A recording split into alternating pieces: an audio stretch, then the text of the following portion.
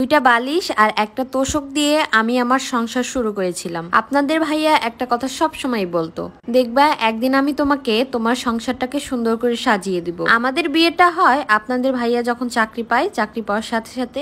এর জন্য কিন্তু আমরা সাথে সাথে সংসারের সবকিছু করতেও পারিনি। সো হ্যালো এভরিওয়ান, আসসালামু আলাইকুম, ওয়েলকাম জানাচ্ছি আপনাদের আমার নতুন একটা ডেইলি ব্লগে। সংসার সাজানো বিয়ের পরে প্রত্যেকটা মেয়েরই স্বপ্ন, প্রত্যেকটা মেয়েরই শখ তার একটা নিজের সংসার থাকবে। কিন্তু বিয়ের পর অনেক মেয়েরই কিন্তু এই স্বপ্ন পূরণ হয় না। আমার বিয়ের পরে আমি যখন প্রথম বাসায় আসি আপনাদের ভাইয়ার সাথে, তখন আমার সংসারটা শুরুই হয়েছিল দুইটা বালিশ আর একটা তোশক দিয়ে। অনেকের কাছে এটা মিথ্যা মনে হতে পারে, কিন্তু না, এটাই কিন্তু সত্যি। তারপরে আস্তে আস্তে করে টুকটুক করে 5 মাস, 6 মাস, 1 বছর এভাবে করতে করতে এক সময় এক একটা জিনিস করেছি। আর এই সংসারটা পরিপূর্ণ করতে 5টা বছরের মতো লেগে গেছে।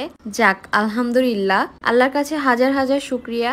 আপনাদের ভাইয়া একটা কথা সব সময় বলতো, দেখবা একটা সময় পরে না তোমার এই সংসারটা একদম পরিপূর্ণ হবে, সুন্দর সাজিয়ে দিব। আলহামদুলিল্লাহ, যতটুক হয়েছে এতেই আমি অনেক খুশি। ওই যে আমি সবসময় বলি না, সংসার সাজানো, নিজের একটা সংসার থাকবে, এটা আসলে সব মেয়েরই স্বপ্ন।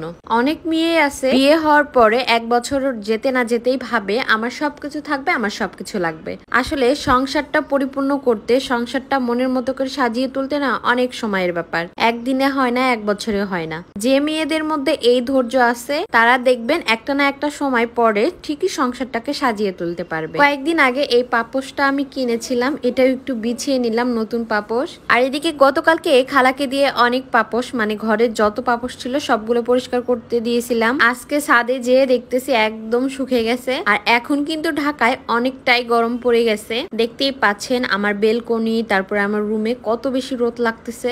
জানি না পুরোপুরি গরমে কেমন লাগবে। অনেকে আমাকে জিজ্ঞাসা করেন আমি কি দিয়ে ভিডিও বানাই। ওই যে মিররে দেখলেন না, ওই স্ট্যান্ড দিয়ে আসলে ভিডিও বানানো হয়। ওই স্ট্যান্ড দিয়ে ব্লগ ভিডিও বানালে অনেক বেশি সুন্দর হয়। আর এদিকে আমি রান্না বান্না শেষ করতেছিলাম, কারণ আমরা একটু বাইরে বের হব।